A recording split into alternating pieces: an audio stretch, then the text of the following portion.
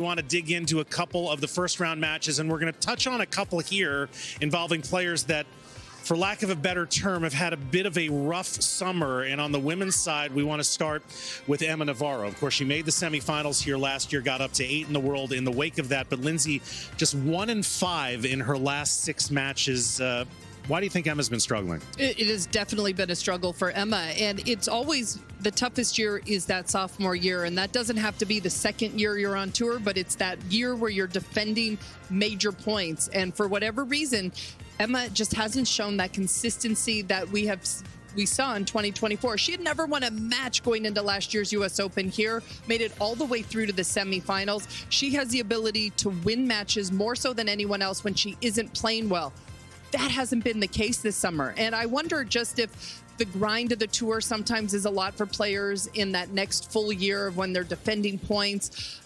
She's had matches. She was up 4-1 in the third in Cincinnati, ended up losing to Ella Seidel there. She's a player that needs some confidence, but it doesn't take much for Emma to get that spark. One of those wins, I think, can propel her through forward a lot better than a lot of other players. Yeah, I think it's the spark for me that at times is missing, and that's what we saw in Navarro's game, certainly last year, 2023, going into 2024, when she had such amazing runs. And you were used to her competing deep into matches. She lost a very one-sided match at Roland Garros, as well as losing that lead in Cincinnati. And there's been a few matches like that. So that's been the big surprise. And maybe it's just the shift, settling into this new space for a player that, you know, it kind of came a bit unexpectedly and came very quickly for her.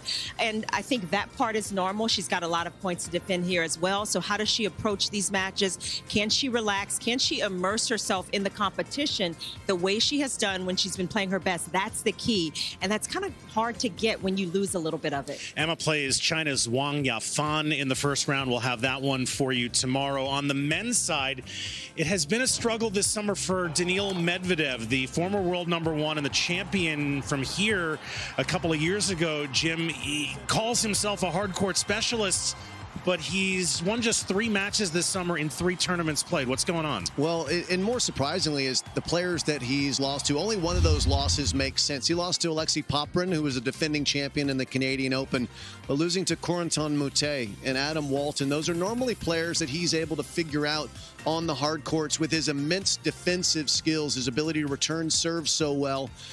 I don't know if it's the fact that the players keep talking about how the conditions have been changing over the last few years. They've been getting heavier. The balls have been heavier. A lot of players we've seen make racket adjustments, like Tsitsipas, like Karen Khachanov, looking for more power. And I wonder if Medvedev isn't going to start having that discussion with himself as well. Does he need to add something? For a guy who is as tall as he is, his serve doesn't have the same type of potency that a lot of other players in his height range do. And does he need to add a little more pop, and can he control it? There's so many variables that are in play if you're changing rackets. What's the weight on the racket? What's the string that you use to control it? Is that an off-season thing? I don't know. But what I do know for sure is his confidence has probably not been this low in a long, long time. And he's a defending quarterfinalist here, too. So his ranking is even more at risk, and it's been dropping.